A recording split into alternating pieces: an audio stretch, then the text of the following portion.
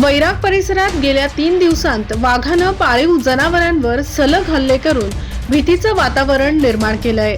सोमवारी मुंगशी येथे 2 वासरांवर, मंगळवारी राळेरास येथे गायीच्या वासरावर आणि सासुरे येथे रेडकावर हल्ला करत त्यांना ठार केलं। बुधवारी विनायक खेंदाड यांच्या शेतातील बैलावर हल्ला करून त्याच्या पायाचा लचका घेतल्यानं बैल गंभीर जखमी झालाय। या वाघाचा बंदोबस्त करण्यासाठी वनविभाग बेशुद्धीचे इंजेक्शन देऊन त्याला व्याघ्र प्रकल्पात पाठवण्याचा प्रस्ताव दिला आहे। मात्र नागपूरच्या मुख्य वन संरक्षक कार्यालयाकडून अद्याप निर्णय घेतला गेलेला नाही। यामुळे शेतकऱ्यांमध्ये रोष आणि भीतीचे वातावरण आहे। दुसरीकडे राळेरास ग्रामस्थांनी रात्रीच्या वेळी वाघाच्या हल्ल्याचा धोका लक्षात घेता शेतीसाठीचा वीज पुरवठा दिवसा उपलब्ध करून देण्याची मागणी वीज वितरण कार्यालयाकडे केली आहे।